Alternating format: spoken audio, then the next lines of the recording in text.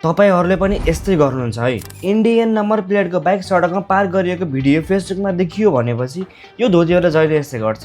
यिनीहरुसँग civic sense नै छैन भनेर दुई चारवटा गाली दिने भ्याउनुहुन्छ। तर जब तपाई फेसबुकबाट बाहिर निस्किनुहुन्छ, तपाई पनि पार्किङमा बाइक पार्क नगरी त्यही बाटोमै पार्क गर्नुहुन्छ। भने जुन व्यक्तिलाई अघि तपाईले फेसबुकमा गाली गरेर आउनु भएको थियो त्यसमा र तपाईमा के फरक भयो? आखिर दुवैजनाले एउटै गल्ती गरेको त हो नि। सिभिक सेन्सको कमी त दुईटैमा देखिन्छ। बाइक र गाडी जथाभावी सडकमा पार्क गर्दा के हुन्छ?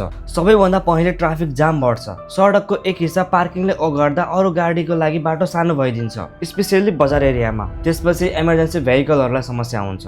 एम्बुलेन्स, फायर ट्रक जस्ता गाडीहरुलाई छिटो पुग्नु पर्ने हुन्छ। तर सडकमै पार्क गरेको गाडीहरुले तिनीहरुको बाटो रोक्न सक्छ अनि पैदल यात्रीहरुले पनि शास्ति खप्नु पर्छ। फुटपाथमै बाइक र गाडी पार्क गरेको छ भने मान्छे सडकमा हिँड्न बाध्य हुन्छ, जसले एक्सिडेन्टको सम्भावना धेरै बढाउँछ। अनि शहरको सुन्दरताको कुरा त छुट्टै छ। जथाभावी पार्किङले शहर अव्यवस्थित र फोहोर देखिन्छ। तपाईको काम केवल 5 मिनेटको मात्र हुन सक्छ, तर 5 मिनेट मात्रै हो भनेर सडकमै पार्क गर्नुभयो भने तपाई पछि आउने अर्को व्यक्तिले पनि यहाँ त अरूले पनि पार्क गरिरहेको छ, मैले गर्दा के नै हुन्छ भनेर पार्क गरिदिन्छ। बिस्तारै त्यो बाटो हिँड्ने बाटो नभएर पार्किङ हब जस्तो बन्न थाल्छ। तर तपाईले त्यो 5 मिनेटको लागि अलिकति मेहनत गरेर पार्किङसम्म गएर गाडी पार्क गरेर राख्नु भयो भने तपाईको बाइक पनि सुरक्षित हुन्छ र तपाईको कारणले कसैलाई पनि असुविधा हुँदैन। अब रह्यो इन्डियन टुरिस्टको कुरा। नेपाल भित्राउँदै गर्दा उनीहरुलाई यहाँको नियम र यहाँ के गर्न हुन्छ के गर्न हुँदैन भनेर सिकाउन जरुरी छ। तर नियम सम्झाउँदैमा मात्र सबै कुरा समाधान हुँदैन। यदि नेपाली आफैले त्यो नियम पालना गरेन भनेपछि बाहिरबाट आउने मान्छेले पनि त्यो नियम पालना गर्दैन, त्यही देखेर सिक्छ। हामीले हाम्रो घर त सफा राख्छौं,